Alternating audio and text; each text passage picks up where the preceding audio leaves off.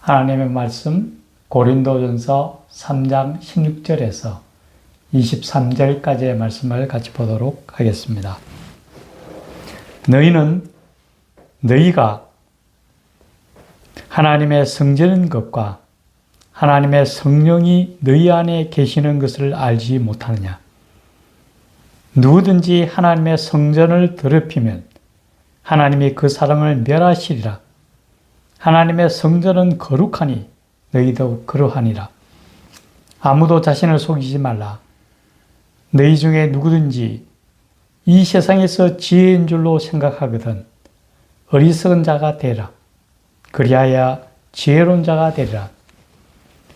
이 세상 지혜는 하나님께 어리석은 것이니 기록된 바 하나님은 지혜 있는 자들로 하여금 자기 꾀에 빠지게 하시느니라 하셨고, 또 주께서 지혜 있는 자들의 생각을 헛것으로 아신다 하셨느니라.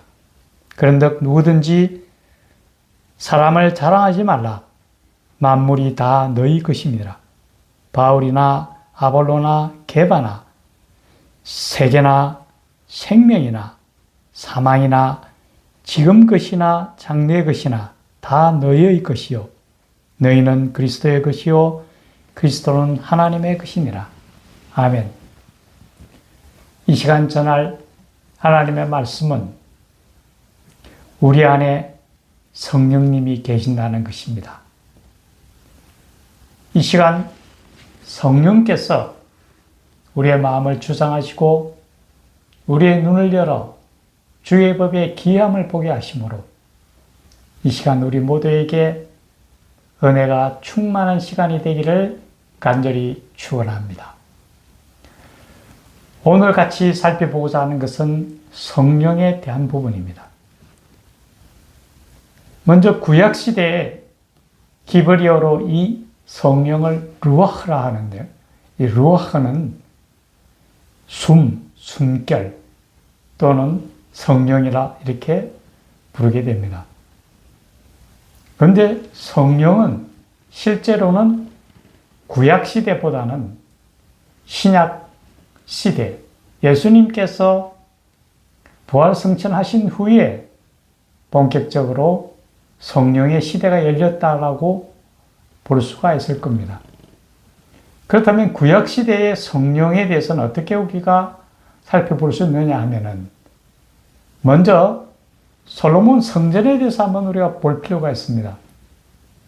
성전을 보면은 안뜰과 바깥뜰 이렇게 나누어지죠. 그리고 성전 안으로 들어가게 되면은 먼저 성소가 있고 그 안쪽에는 지성소가 있습니다. 성소에는 이제 제사장들이 하나님께 제사를 드리는 그런 곳입니다. 그래서 제사를 드리기 위한 번제단이라든지 물두멍이라든지 바다라든지 뭐 이런 여러 가지 하나님 앞에 제사 드리는 그러한 때 필요한 기구들이 거기에 다 놓여 있죠. 그래서 제사장들이 그곳에서 몸을 정결하게 하고 짐승을 잡아 피를 뿌리고 그리고 그것을 하나님 앞에 속죄제와 속건제와 화목제를 드리는 그러한 곳으로 성소가 이루어져 있습니다. 좀 더 안으로 들어가면 지성소가 있죠. 이 지성소는 그곳에는 가장 중요한 하나님의 법궤가 있습니다. 그리고 그 양옆으로 법궤 옆에는 두 그룹이 서 있는데 날개를 펼쳐서 날개가 서로 이렇게 맞닿게 되고 그리고 이 법궤를 감싸게 됩니다. 이 법궤는 우리가 아는 것처럼 그 안에는 세 가지가 들어있습니다. 하나님께서 직접 쓰신 십계명의 두 돌판과 아론의 쌍난 지팡이 그리고 만나 이렇게 놓여 있습니다. 법궤 안에 들어있죠. 이 지성소의 가장 중요한 역할은 바로 하나님의 임재라는 곳이죠. 그 지성소에는 제사장만이 들어갈 수 있는데 하나님의 영이 그곳에 임하게 되고 그곳에서 하나님과 만나는 장소로서 지성소가 중요한 역할을 하게 됩니다. 그러니까 지성소라는 것은 하나님의 영, 성령이 그곳에 임하는 곳이다라고 볼 수 있겠죠.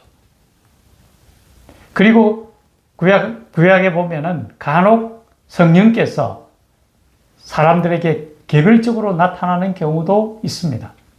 사무엘상 10장에 보면은 사울이 사무엘로부터 기름 부음을 받은 후에 그에게 성령이 임하게 되고 그 밖에 있던 선지자들과 함께 예언을 하는 그런 내용들이 나옵니다.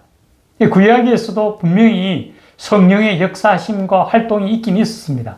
하지만 그는 일반적인 것보다는 조금은 특별한 경우에 그렇게 나타난다라는 거죠. 실제로 성령의 역사와 사역은 예수님께서 부활 승천하신 후에 성령의 역사가 일어나는 것을 우리는 알 수가 있습니다. 예수님께서 부활 승천하시기 전에 제자들에게 미리 말씀을 하십니다. 내가 아버지께로 가면은 너희들에게 보혜사 성령을 보낼 거다. 그러기에 예루살렘을 떠나지 말고 기다리라고 말씀하시죠. 그리고 예수님께서 부활 승천하시고 난 후에 제자들이 마가의 다락방에서 열심히 기도할 때 그때 예수님께서 말씀하셨던 그 성령이 불같이 그들에게 임하게 되고 그들이 완전한 성령의 역사를 체험하게 됩니다. 이제 그때로부터 성령이 우리 모두에게 임하기 시작한다라는 거죠. 요한계시록에는 이렇게 말씀하십니다. 내가 문 밖에 서서 문을 두드려 놓으니 누구든지 내 음성을 듣고 문을 열면 내가 그에게로 들어가려고 말씀하고 있습니다. 이것은 예수님의 이름으로 우리가 세례를 받으면은 우리 안에 성령께서 들어오신다라는 거죠. 이 성령의 임함은 사람마다 각기 다른 형태로 나타나게 됩니다. 어떤 사람은 성령의 임함을 통하여 방언을 이야기하기도 하고 때로는 예언의 은사를 받아서 예언을 하기도 하고 대부분의 사람들은 조용한 가운데서 성령의 임재를 느끼게 됩니다. 우리 대부분은 아마 성령께서 우리 안에 내주하신다라는 사실을 알고 있으면서도 때로는 깨닫지 못하는 경우도 많이 있습니다. 분명한 것은 오늘 성경 본문 안에서 그렇게 합니다. 우리 안에 성령께서 계신다라고 분명히 말씀합니다. 우리가 예수님의 이름으로 세례를 받는 순간 성령께서는 우리 안에 들어오셔서 내주하신다라는 거죠. 그러면 이 성령의 역할을 어떻게 우리가 알 수 있느냐? 몇 가지 성령을 통해서 우리가 깨달을 수 있는 바가 있습니다. 먼저 하나님의 임재하심을 직접 우리가 느끼게 됩니다. 그것은 우리가 하나님을 부를 때 어떻게 부릅니까? 오늘 본문에서는 그렇게 얘기합니다. 아빠, 아버지, 아바, 아버지, 아빠, 아버지라고 부릅니다. 우리가 함부로 누구에게 아버지라 부르지는 않습니다. 세상 사람들은 육친의 부친에 대해서만 아버지라 부르죠. 그래서 세상 사람들이 하나님을 아버지라 부르지 못합니다. 그런데 우리 하나님의 자녀인 우리는 성령께서 우리 안에서 우리 역사하시기 때문에 하나님께서 임재하심을 우리가 알기 때문에 하나님을 아버지라 부른다라는 거죠. 하나님 아버지라 부르잖아요. 그죠? 그것은 바로 성령의 역사하심이죠. 두 번째는 이 성령이 우리 안에 내주하심으로 인하여 우리 마음이 죄에 대해서 굉장히 예민해집니다. 민감해집니다.